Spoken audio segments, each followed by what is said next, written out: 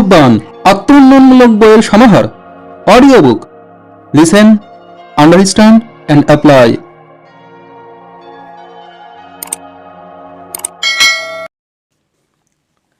আপনার লক্ষ্য সম্পর্কে ভাবুন।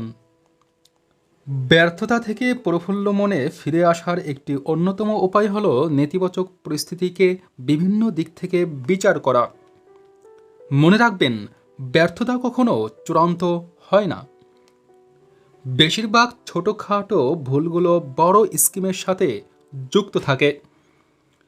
যদি পিছন ফিরে তাকান, আপনি হয়তো মনেও করতে পারবেন না 1 বছর আগে আপনি কী নিয়ে উদ্বিগ্ন ছিলেন। 3, 4 বা 5 বছর আগের কথা বাদই দেন। নিজের মধ্যে নিয়ন্ত্রণবোধ থাকলেই একটি পরিষ্কার দিক নির্দেশনার উন্নয়ন ঘটানো ও তা বজায় রাখা সম্ভব। স্বচ্ছ, যথার্থ ও লিখিত একটি লক্ষ্য থাকলে এই নির্দেশনা পাওয়া যায়। নিজের মনকে ইতিবাচক রাখার একটি অন্যতম শক্তিশালী উপায় হল লক্ষ্য সম্পর্কে চিন্তা করা। যখন কোনো দুর্ঘটনা ঘটে, নিজের লক্ষ্যের কথা ভাবুন। যখন কোনো কাস্টমার, এমনকি চাকরিও হারিয়ে যায়, লক্ষ্যের কথা চিন্তা করুন। যখন কোনো বিনিয়োগ বা ব্যবসা ক্ষতিগ্রস্ত হয়, লক্ষ্যের কথা ভাবুন। আপনার লক্ষ্যগুলো হলো আর্থিক সচ্ছলতা লাভ, সুস্বাস্থ্য প্রাপ্তি, চমৎকার সম্পর্ক স্থাপন ও কাজের মাধ্যমে অন্যদের চেয়ে ভিন্ন অবস্থান তৈরি করা। যখন আপনি লক্ষ্য ও তা অর্জনের জন্য জরুরি বিষয়গুলোতে মন দেবেন, আপনি দেখবেন যে হতাশ হওয়া বা রাগ করা প্রায় অসম্ভব। লক্ষ্যের জন্য ভাবনা আপনাকে শক্তিশালী এবং অধিকতর ইতিবাচক ও আস্থাশীল ব্যক্তিতে পরিণত করবে। কালের চক্র হিসেবে ভাবুন। জীবনকে কালের চক্র হিসেবে দেখুন। উত্থান পতনের পালা হিসেবে ভাবুন। গ্রীষ্ম ও শীত এবং শরৎ ও বসন্তের চক্রের কথা ভাবুন। এই ধরনের দীর্ঘসূত্রী ভাবনার প্রতি মনোযোগ রেখে যদি কোনো পরাজয়কে বৃহত্তর অংশের ক্ষুদ্র বিষয় হিসেবে দেখেন, তবে ভাগ্যের টুকটাক পরিহাসে বিভ্রান্ত হবেন না। নিত্যদিনের সমস্যা ও অসুবিধাগুলোকে কার্যকরীভাবে সামলাতে পারবেন। সব কিছুকে সঠিকভাবে স্থাপন করতে পারবেন। গ্রিক সিগমার পেঁচানো অংশ, যা এস এর মতো দেখতে, মানব জীবনকে সুন্দরভাবে ব্যাখ্যা করে। এর 3টি ধাপ রয়েছে। প্রথম ধাপে আপনি কষ্ট করে ও কঠোর শ্রম দিয়ে কিছু খুঁজে নিচ্ছেন ও প্রতিষ্ঠা পাচ্ছেন। এটি চাকরি, সম্পর্ক, নতুন ব্যবসা বা কোনো পণ্যের ক্ষেত্রে সত্য। প্রথম ধাপের জটিলতা শেখার পর দ্বিতীয় ধাপ আসে। এটি হলো বৃদ্ধির ধাপ, যেখানে আপনি উন্নতি করেন ও চমৎকার ফল পান। আপনার ব্যবসা বাড়ে, পণ্য ও সেবার মান ভালো হয়, পেশায় উন্নতি হয় এবং সম্পর্ক মধুরতম হয়। এরপর তৃতীয় ধাপ আসে, ঠিক যেভাবে শীতকাল আসে। এই পর্যায়ে বাকি 2 ধাপের মতো ফলাফল ও সন্তুষ্টি লাভ করা কঠিন হয়ে পড়ে। বিক্রি ও লাভের মুখ দেখা কঠিনতর হয়ে ওঠে। আপনার চাকরি বা সম্পর্ক আর উপভোগ্য থাকে না। আপনার কোম্পানি টিকে থাকার জন্য প্রাণপণ সংগ্রাম করে। আপনি এখন কোন পর্যায়ে রয়েছেন? দ্বিতীয় পর্যায়ে ফিরে পেতে আপনি কি করতে পারেন? আপনার জীবন ও ব্যবসার কালচক্র কি? অস্বীকার মিশরের নদী নয়। আমাদের বেশিরভাগ সমস্যা তৈরি হয় নিজেকে প্রতিরোধের আচরণ থেকে। আমরা অস্বীকারে লিপ্ত হই। আমরা রেগে গিয়ে বা জোর দিয়ে বলি যে এমনটি হওয়া উচিত ছিল না বা আদৌ এমনটি হয়নি। আমরা অস্বীকার করি এবং আশা করি যে এমনটি যেন না হয়। প্রতিরোধ ও অস্বীকারই আমাদের বেশিরভাগ যন্ত্রণার কারণ। আপনি যখন বলেন যা সহ্য করা যায় না তা মেনে নিতে হয়, আপনি মূল সত্য থেকে সরে দাঁড়ান। আপনি মুক্ত হয়ে যান, আপনি শান্ত হয়ে যান এবং বিচ্ছিন্নভাবে বিষয়টি দেখেন, এমনভাবে ঘটনাটি অবলোকন করেন যেন এটি অন্য কারো। ফলে আপনি পরিস্থিতি সামলানোর ব্যাপারে অনেক বেশি গঠনমূলক হয়ে ওঠেন। সমস্ত ছোটোখাটো বিষয়ে নিজেকে আবেগাপ্লুত করেন না। আব্রাহাম লিঙ্কন লিখেছেন, বেশিরভাগ মানুষ সুখী হওয়ার জন্য মনকে তৈরি করে। মিরফেলস এর ইনার পিসেস কোর্সের ফাউন্ডেশনে বলা হয়েছে, তুমি যা দেখো তাকে নিজের মতো রূপ দাও। অর্থহীন সম্পৃক্তির অর্থবোধক গুরুত্ব থাকে না, আর আপনি ভাবনাকে নিয়ন্ত্রণের মাধ্যমে অর্থ বদলে দিতে পারেন। ক্ষণস্থায়ী বিপত্তিকে অগ্রাহ্য করে আপনি বিরূপ প্রতিক্রিয়া থেকে নিজেকে বাঁচাতেও পারেন। এসব আপনার উপর নির্ভরশীল। গৃহীত সিদ্ধান্ত।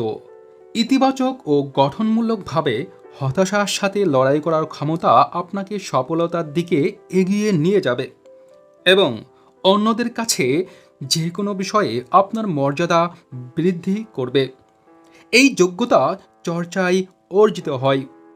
আকাঙ্ক্ষিত ও অনস্বীকার্য ছোট বড় সমস্যাকে যারা গঠনমূলক উপায়ে সমাধান করার যোগ্যতা রাখে তারাই কার্যকরী মানুষ। সিদ্ধান্ত নিন যে যাই ঘটুক না কেন কেউ আপনাকে থামাতে পারবে না। সিদ্ধান্ত নিন যে জীবনের সমস্ত উত্থান পতন সত্ত্বেও লক্ষ্যের প্রতি স্থির থাকবেন।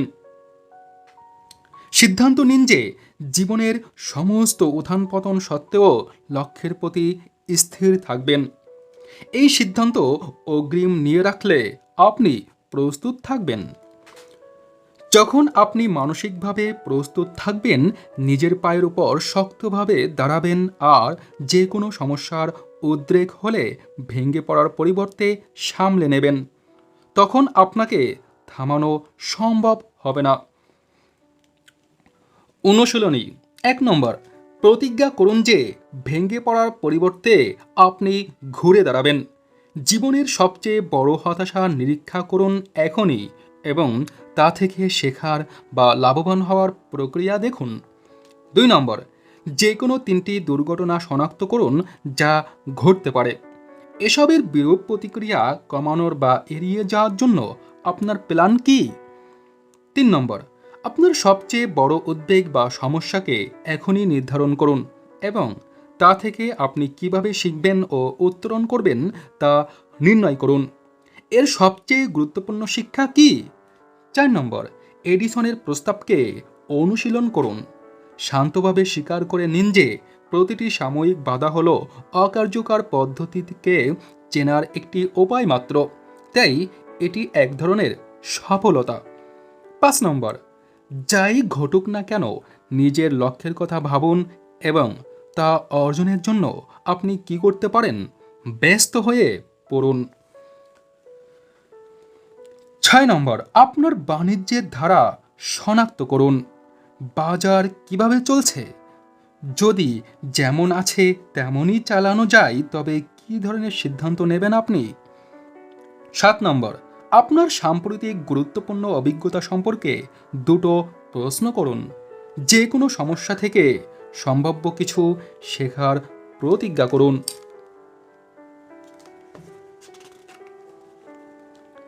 অধ্যায় 12, একটি চমৎকার জীবনযাপন করুন। আমরা যা করতে পারতাম ও আমরা যা হতে পারতাম এবং আমরা যা করেছি ও নিজেদের যা বানিয়েছি, এই দুয়ের অনুপাতই হল সফলতার একমাত্র প্রকৃত মাপকাঠি। H.G. ওয়েলস। জীবনে সফলতা বা ব্যর্থতা নির্ধারণের অন্যতম গুরুত্বপূর্ণ আইন হল কথোপকথনের আইন।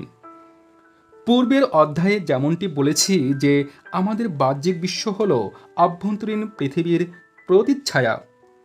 আপনি ভেতরে ঠিক যেমন, তারই ফল আপনি বাইরে দেখতে পাবেন। যখন আপনি ভাবনা বদলাবেন, জীবনও বদলে যাবে।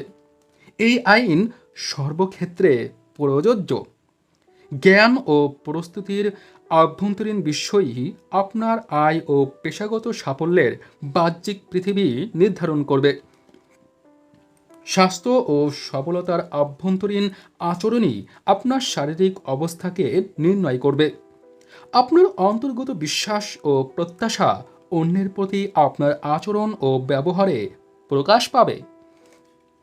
বহির্বিশ্ব সবসময় আভ্যন্তরীণ বিশ্বের প্রতিফলন। সুখ হল সর্বোচ্চ লক্ষ্য। মহান দার্শনিক অ্যারিস্টটল 2300 বছর আগে লিখেছিলেন যে মানুষের কার্যক্রমের মৌলিক চাহিদা হল সুখ। তার মতে মানুষ কোনো না কোনো সুখের জন্যই সব কিছু করে। কখনো তারা সফল হয়, কখনো বা ব্যর্থ হয়, তবে তাদের মূল লক্ষ্য হল সুখ। তিনি বলেন যে প্রতিটি কাজই সুখের দিকে এক একটি পদক্ষেপ মাত্র। যেমন ধরুন, আপনি একটি ভালো চাকরি পেতে চান। কেন? যাতে আপনি ভালো আয় করতে পারেন। কেন? যাতে আপনি আরামদায়ক একটি ঘর ও সুন্দর গাড়ি কিনতে পারেন। কি জন্য? যাতে করে আপনি পরিতৃপ্ত একটি জীবন পান। কেন? সর্বশেষ জবাব হলো আপনার চূড়ান্ত লক্ষ্য হলো সুখ পাওয়া। আপনি বা অন্য কেউ যা কিছু করে সব সুখের জন্য, সেটাকে আপনি যেভাবেই সংজ্ঞায়িত করুন বা অর্জন করুন না কেন। ভালোত্বের ভূমিকা। সুখের ব্যাপারে অ্যারিস্টটলের বিখ্যাত উক্তি হল, কেবল ভালোরাই সুখী হয় আর কেবল মহৎ মানুষরাই ভালো হয়। মানুষের ভাবনা ও অভিজ্ঞতার ইতিহাসে কটি সবচেয়ে গুরুত্বপূর্ণ পর্যবেক্ষণ হল, কেবল ভালোরাই সুখী হয় আর কেবল মহৎ মানুষরাই ভালো হয়। দর্শন ও মনস্তত্ত্ব বিষয়ে দীর্ঘ বছরের গবেষণায় আমি দেখেছি যে আভ্যন্তরীণ ভালো মানুষরাই যে কোনো সময় সুখী হয়। আত্মবিশ্বাসের মৌলিক গুণাবলী নিরীক্ষণে আমি দেখেছি যে স্বচ্ছ ও ইতিবাচক গুণসম্পন্ন মানুষেরাই অবিচল আত্মবিশ্বাস ধারণ করতে পারে, যার মাধ্যমে তারা যে কোনো ঘটনাকে দৃঢ়ভাবে সামলে নেয়। নিজের মধ্যে আত্মবিশ্বাস জন্মানো বা জাগানোর দ্রুততম উপায় হল গভীর গুণাবলী ও দৃঢ় বিশ্বাস সম্পর্কে পরিষ্কার ধারণা রাখা আর সেগুলোর ভিত্তিতে জীবনযাপন করা। প্রায় সব সমস্যার মূল সমাধান হল গুণাবলীর দিকে ফিরে যাওয়া। সত্য বলা ও করা থেকে আপনি যখন সরে দাঁড়ান, তখনই অশান্তি ও যন্ত্রণার উৎপত্তি ঘটে। ন্যায়পরায়ণতা অপরিহার্য। ন্যায়পরায়ণতা সফলতার জন্য অত্যন্ত জরুরি। অ্যারিস্টটল জোর দিয়ে বলেছেন যে ন্যায়পরায়ণতা সততা, সাহস, ভদ্রতা, সংযম ও সরলতার ভিত্তিতে তৈরি জীবন সবসময় সুখ ও ব্যক্তিগত পরিপূর্ণতার জন্ম দেয়। আমার মনে হতো ন্যায়পরায়ণতাই মানুষকে অন্যদের সমান বা তার চেয়ে আলাদা করে তোলে। একদিন এক বিজ্ঞ ও ধনী ব্যক্তি আমাকে জানালেন যে ন্যায়পরায়ণতা অনন্য গুণাবলীর নিশ্চয়তা দেয়। ন্যায়পরায়ণতার উপর ভিত্তি করে বাকি গুণাবলী তৈরি হয়। প্রকৃত ন্যায়পরায়ণতা মানে হলো আপনি সবসময় নিজস্ব গুণাবলীর সাথে সম্পৃক্তভাবে বাস ও কাজ করেন। যদি ন্যায়পরায়ণতার অভাব হয়, তবে অনন্য গুণাবলীরও ঘাটতি দেখা যায়। নিজের গুণকে যাচাই করুন। স্ট্র্যাটেজিক প্ল্যানিং সেশনে আমরা কর্পোরেশন বা ব্যক্তিকে নিজস্ব গুণাবলী নির্ধারণ ও যাচাই করতে বলি। আপনিও ঠিক তাই করবেন। আপনার গুণাবলী কি কি? আপনি কিসে বিশ্বাস করেন? আপনি কিসের অপেক্ষায় আছেন? আপনি কোনটি সহ্য করবেন না? গুণাবলী যাচাইয়ের ক্ষমতাই হলো ওই ধরনের চরিত্র নির্মাণের সূত্রপাত করা যা মানুষকে আকৃষ্ট করে এবং যার মাধ্যমে আপনি সুন্দর একটি জীবন উপভোগ করতে পারেন। আপনার চরিত্র যদি সুন্দর ও মহৎ হয়, আপনি প্রকৃতই একজন ভালো মানুষ হয়ে উঠবেন। ফলে আপনি আভ্যন্তরীণভাবে সুখী হবেন, বাইরে যাই ঘটুক না কেন। গুণাবলীকে সংগঠিত করুন। নির্ধারণ করার পর গুণাবলীকে সংগঠিত করে রাখুন। শুরুতে চরিত্র ও ব্যক্তিত্ব নির্মাণের জন্য 3 থেকে 5টি গুণের প্রয়োজন। অন্যদের চেয়ে বেশি গুরুত্বপূর্ণ হওয়ার জন্য এই গুণগুলো প্রয়োজন। গুণগুলোকে সঠিকভাবে সাজিয়ে রাখা খুব জরুরি। এই বিন্যাসই নির্ধারণ করবে আপনি কেমন মানুষ ও কী ধরনের জীবনযাপন করেন। আপনি যা করেন সবই আপনার পছন্দের ফল। যে কোনো কাজের ক্ষেত্রে আপনি কিছু না কিছু বাছাই করছেন। পছন্দের এই যোগ্যতা আপনাকে অন্যদের চেয়ে স্বতন্ত্র করে তুলছে। আপনার মৌলিক গুণাবলীর ওপর এই যোগ্যতা নির্ভরশীল। যা কাজকে আপনি সবচেয়ে বেশি গুরুত্ব দিচ্ছেন তাকে সবার আগে করে নিচ্ছেন। যে কাজকে আপনি সবচেয়ে বেশি গুরুত্ব দিচ্ছেন তাকে সবার আগে করে নিচ্ছেন। গুণ অনুযায়ী কাজ করুন। আপনি যখন পছন্দ করেন তখন উচ্চ পর্যায়ের গুণাবলী সবসময় নিম্ন পর্যায়ের গুণাবলীর উপর কর্তৃত্ব খাটায়। যে কাজ করেন ও যে সিদ্ধান্ত নেন তা প্রভাবশালী গুণের ভিত্তিতেই করে থাকেন। একবারে কেবল একটি কাজই আপনি করতে পারেন। পছন্দের মুহূর্তে যে কাজটি আপনার কাছে সবচেয়ে গুরুত্বপূর্ণ মনে হয় আপনি সেটিই করেন। ব্যক্তিত্বের নির্ধারক। ব্যক্তিত্ব ও জীবন নির্ধারণে গুণের পছন্দ ও বিন্যাস বড়ই জটিল। একটি উদাহরণ দিলাম। ধরুন দুজন মানুষ তাদের গুণাবলী বেশ ভালোভাবে যাচাই করেছে এবং তাদের 3টি গুণ একই রকম, কেবল বিন্যাস ভিন্ন। প্রথম ব্যক্তি গুরুত্ব অনুযায়ী সিদ্ধান্ত নিল যে প্রথমে পরিবার, দ্বিতীয়ত স্বাস্থ্য ও তৃতীয়ত পেশাগত সাফল্য। এই ব্যক্তি বলছে যে তার পরিবার স্বাস্থ্য ও পেশার চেয়ে বেশি এবং তার স্বাস্থ্য পেশার চেয়ে বেশি দামি। অর্থাৎ পরিবার ও পেশার মধ্যে পরিবারের প্রাধান্য তার কাছে বেশি। দ্বিতীয় ব্যক্তির তাৎপর্য একই রকম, তবে বিন্যাস ভিন্ন। তার প্রথম গুরুত্ব পেশাগত সফলতা, দ্বিতীয় পরিবার ও তৃতীয় স্বাস্থ্য। এর মানে হলো দ্বিতীয় ব্যক্তি পরিবারের চেয়ে পেশাকে প্রাধান্য বেশি দিচ্ছে, পেশা ও পরিবারকে স্বাস্থ্যের চেয়ে বেশি প্রাধান্য দিচ্ছে। বড় প্রশ্ন, এখানে আপনার জন্য কিছু প্রশ্ন আছে। প্রথম ও দ্বিতীয় ব্যক্তির মধ্যে কোনো তফাৎ হবে কি? এই তারতম্য ছোট না বড়? আপনি প্রথম ব্যক্তি না দ্বিতীয় ব্যক্তির সাথে বন্ধুত্ব করবেন? সামাজিকভাবে বা ব্যবসা ক্ষেত্রে দেখা হলে আপনি কি তাদের সাথে কথা বলবেন? উত্তর হলো দ্বিতীয় ব্যক্তি যে পেশাগত সাফল্যকে গুরুত্ব দিয়েছে সে প্রথম ব্যক্তি যে পরিবারকে প্রাধান্য দিয়েছে তার চেয়ে সম্পূর্ণ আলাদা। পরিবার, স্বাস্থ্য ও পেশার ক্রমবিন্যাসই হলো গুণাবলীর সুন্দর বিন্যাস। যে ব্যক্তি এই বিন্যাস মেনে জীবনযাপন করবে সে ওই ব্যক্তির চেয়ে অধিকতর সুখী যার কাছে পরিবার ও স্বাস্থ্যের চেয়ে পেশার কদর বেশি। এজন্যই আপনাকে গুণাবলী ও তাৎপর্য সতর্কতার সাথে বাছাই করতে হবে। আপনার গুণাবলী এবং এদের বিন্যাস পুরো জীবনটাকে নির্ধারণ করবে। ন্যায়পরায়ণতা জীবনযাপনের একটি উপায়। গুণাবলীকে নির্ধারণ করেছেন আপনি, এখন ন্যায়পরায়ণতার স্তর বিচার করবেন কতটুকু অনমনীয় তার মাধ্যমে। গুণের সাথে সুবিধাজনক সমঝোতায় যাওয়া যায় না, হয় তা আপনার থাকবে নয় থাকবে না।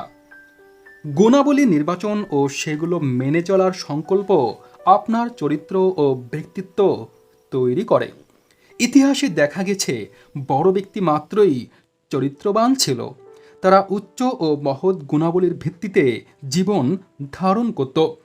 গুণের জন্যই তারা সম্মানিত হয়েছে।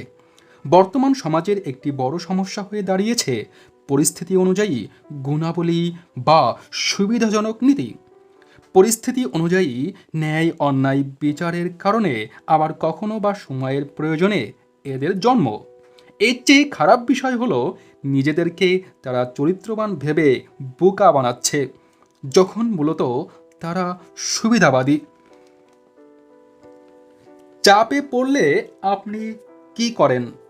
মানুষ যখন বিশ্বাস করে একরকম আর কাজ করে অন্যরকম, তখনই পরিস্থিতিজনিত গুণাবলী প্রকাশ পায়। তারা বলে যে তারা সত্যকে বিশ্বাস করে, কিন্তু সুবিধামতো তারা মিথ্যা বলে আর অজুহাত দেয়। একজন ব্যক্তি কি করে তা দিয়ে বিচার্য হয়, কি বলে তা দিয়ে নয়। কিছু মানুষ আবেগে আক্রান্ত হয়। তারা বিশ্বাস করে যে উদ্দেশ্য যদি সরল হয়, কার্য কোনো বিষয় নয়। তারা অনুভব করে যে যদি কিছু প্রত্যাশা করে তবে তা করার সামিল। কিন্তু মূলত চাপে পড়ে আপনি কি করছেন তাতেই বোঝা যায় আপনি কেমন মানুষ। সফলতা ও সুখের জন্য এটি খুব গুরুত্বপূর্ণ যে ব্যক্তিগত ও পেশাগত জীবনে জানাশোনা প্রত্যেকের সাথে আপনাকে সৎ থাকতে হবে। মানুষের সমর্থন পাওয়ার জন্য নিজেকে চরিত্রবান ও ন্যায়পরায়ণ হিসেবে প্রতিষ্ঠা করার চেয়ে বড় আর কোনো উপায় নেই। একইভাবে সেই মর্যাদা নষ্ট হতে বিন্দুমাত্র সময় নেয় না যদি দেখা যায় আপনাকে বিশ্বাস বা আপনার উপর নির্ভর করা যায় না। নিজের প্রতি সৎ থাকুন। সততা মানে হলো সবসময় আপনি নিজের কাছে সত্য। শেক্সপিয়ারের হ্যামলেটে পোলোনিয়াস যেমন বলেছেন, নিজের কাছে সৎ থাকো ও তা এমনভাবে মেনে চলো যেভাবে রাত 6 দিন কারোর কাছে মিথ্যা হয় না। চরিত্রবান হওয়ার সূত্রপাত হলো নিজের কাছে সৎ থাকা। সবসময় সত্যের সাথে বাস করলে এটি সম্ভব। আপনি নিজের মনের সাথে কখনো খেলতে পারবেন না। সম্পূর্ণ অসম্ভব কিছুকে কখনো বিশ্বাস করবেন না। কখনো এমন আশা ও প্রার্থনা করবেন না যে যা ঘটেছে তা সত্যি নয়। পৃথিবী মূলত যেমন সেভাবেই মেনে নিন, নিজের মন মতো নয়। সবসময় নিজের সবটুকু দিয়ে কাজ করবেন। প্রতিটি কাজই মানুষের স্বাক্ষর বহন করে।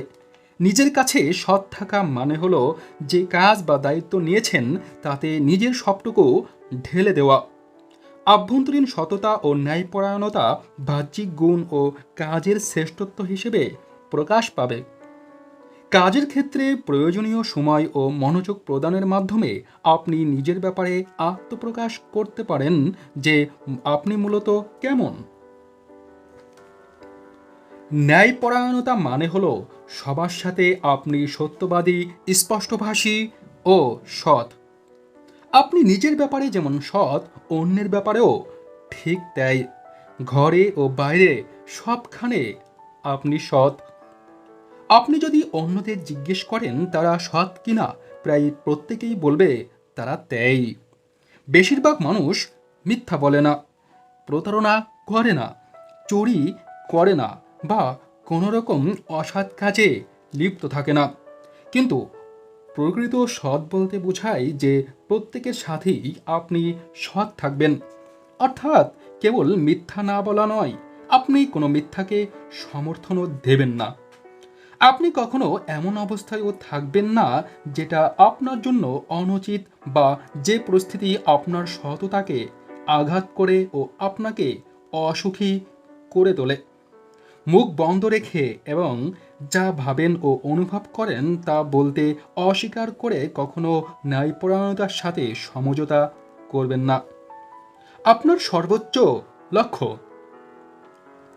প্রকৃত সৎ মানুষের একটি স্মারক চিহ্ন হল তারা মানসিক শান্তিকে জীবনের সর্বোচ্চ লক্ষ্য হিসেবে ধরে নেয়। আপনার জীবনের প্রাথমিক লক্ষ্য হিসেবে আপনি মানসিক শান্তিকে নির্ধারণ করেছেন। এখন আপনি অনন্য লক্ষ্য ও কার্যক্রম গুছিয়ে নিন।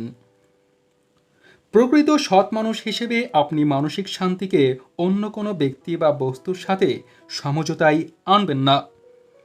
যে কোনো পরিস্থিতিতে আপনি তাই করবেন ও বলবেন যা আপনার কাছে ন্যায়সঙ্গত মনে হয়েছে। সততা ও ন্যায়পরায়ণতা মানে হলো আপনি নিজের ভেতরের কণ্ঠস্বরকে গুরুত্ব দেন। আপনি নিজস্ব পর্যবেক্ষণ ক্ষমতা অনুযায়ী বলেন ও ঠিক সময়ে ঠিক কাজটি করেন।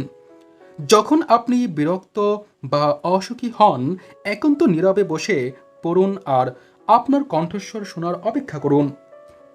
যখন সঠিক ধারণা ও অন্তর্দৃষ্টির সন্ধান পাবেন, ঠিক তখন তা কাজে লাগান। আপনার মনকে বিশ্বাস করুন। ঠিক এভাবেই নিজের ও অন্যের সাথে সৎভাবে টিকে থাকা যায়।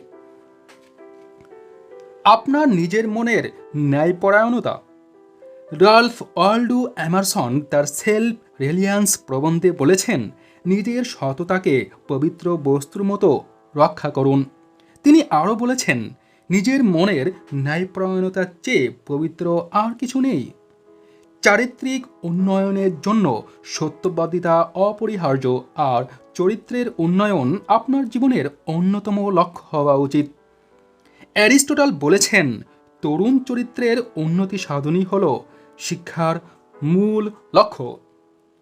বর্তমান আমেরিকার অনেক তরুণ প্রজন্ম ন্যায় অন্যায়ের পরিচ্ছন্ন কোনো ধারণা ছাড়াই বেড়ে উঠছে। অনেকেই বলে যে গুণ হল আপেক্ষিক। উদাহরণ হিসেবে ধরুন, অনেক মানুষ মনে করে দোকান চুরি করতে চাইলে সেটা দোষের পর্যায়ে পড়ে না যদি না তারা ভাবে যে এটি অন্যায়। গুণের এই আপেক্ষিক বিচার মূলত একটি অন্ধগলিতে গিয়ে দাঁড়িয়ে পড়ে। এটি পরাজয়, হতাশা ও অশান্তির জন্ম দেয়। মূলত গুণ আপেক্ষিক নয়। জীবন রক্ষাকারী ও জীবন ধ্বংসকারী নামক দু ধরনের মূল্যায়ন রয়েছে। এই মূল্য যদি ইতিবাচক হয় তবে জীবনের মান বাড়বে ও অন্যদের সাথে সম্পর্কের উন্নয়ন ঘটবে। নেতিবাচক মূল্য সম্পর্কের অবনতি ঘটায় ও জীবনের মান কমায়। আপনি খুব সহজে ও তারতম্য বুঝতে পারবেন, কারণ ইতিবাচক তাৎপর্য আপনাকে সুখী করবে ও নেতিবাচক মূল্য চর্চা আপনাকে অসুখী করে তুলবে। সত্যের মুখোমুখি হন। সত্য জীবনযাপন মানে হলো নিজের ও চারপাশের সত্যগুলোর মুখোমুখি দাঁড়ানো। আপনার কাজ ও সম্পর্কের ক্ষেত্রে আপনাকে সত্যের সামনে দাঁড়াতে হয়। নিজেকে আপনি সরাসরি দেখতে পান আর মনের ধারণাগুলোর উপর ভিত্তি করে জীবনযাপন করেন। নিজের সাথে আপনি খেলতে পারেন না এবং এমন কিছু আশা বা প্রার্থনা করতে পারেন না যা অবাস্তব। ন্যায়পরায়ণতার অর্থ হলো আপনি স্বীকার করে নিলেন যে আপনি ভালো হলেই জগৎ ভালো হবে। কেউ এগিয়ে এসে কিছু বদলে দেবে না, আপনি নিজেই কেবল বদলাতে পারেন। ন্যায়পরায়ণতা মানে স্বীকার করা যে আপনি সঙ্গী হিসেবে ভালো হলেই আপনার দাম্পত্য সম্পর্ক ভালো হবে। আপনি ভালো ম্যানেজার বা নির্বাহী হলেই ব্যবসা ভালো চলবে। সেলসম্যান হিসেবে আপনি ভালো হলেই বিক্রি বাড়বে। আপনি যখন অর্থ সংক্রান্ত বিষয়ে বুদ্ধিমান ও নিয়মতান্ত্রিক হবেন, তখন আপনার আর্থিক উন্নয়ন সাধিত হবে। মানুষকে স্বরূপে গ্রহণ করুন। বিশেষত সততা মানে হলো লোকজনকে তাদের মতো করেই স্বীকার করে নেওয়া, আপনার মতো নয়। আপনি এমন আশা, আকাঙ্ক্ষা ও প্রত্যাশা করতে পারেন না যে লোকজন বদলে গিয়ে আপনার মনের মতো হয়ে উঠবে। মানব জীবনের অন্যতম মূলনীতি হলো মানুষ বদলায় না, যদিও স্বতন্ত্র বিষয় থেকেই যায়। মূলত চাপে পড়ে মানুষ তো বদলায়ই না, বরঞ্চ তারা আরও একরোখা হয়ে ওঠে। কারো ব্যক্তিত্ব যদি কঠিন হয়, চাপ দিলে সে আরও জেদি হয়ে উঠবে। কেউ যদি সামান্য পরিমাণে অসৎ হয়, চাপাচাপি করলে সে পুরোপুরি অসৎ হয়ে উঠবে। মানুষ কখনো বদলায় না। ব্যবসা ও প্রতিযোগিতা। দ্রুততই বিশ্বে সততা মানে হলো ব্যবসা ও প্রতিযোগিতাকে নিরেট দৃষ্টিতে দেখতে হয়। দ্রুতময় বিশ্বে সততা মানে হলো ব্যবসা ও প্রতিযোগিতাকে নিরেট দৃষ্টিতে দেখতে হয়। মনের আকাশ কুসুম কল্পনায় নয়, বিশেষত এই তথ্য প্রযুক্তির সময়ে। অনেকে ভাবে যে সামান্য জ্ঞান ও অল্প প্রযুক্তির মাধ্যমে তারা টিকে থাকতে পারবে, কিন্তু এত স্বল্প প্রচেষ্টা সব মানুষের কাছে গ্রহণযোগ্য নয়। প্রকৃত সৎ মানুষ জানে সে নিজের অবস্থান ধরে রাখার জন্য ছুটতে হবে। সে জানে যে প্রত্যেক ক্ষেত্রে প্রতি 2 বা 3 বছরে জ্ঞানের পরিমাণ দ্বিগুণ হচ্ছে, তাই একই সময়ে আপনাকেও দ্বিগুণ জ্ঞান অর্জন করতে হবে।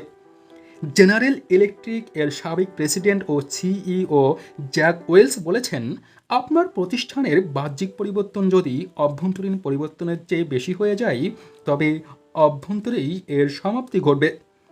এই নীতি আপনার ক্ষেত্রেও খাটে। আপনি যদি না শিখেন ও যোগ্যতা না বাড়ান, তবে অচল হয়ে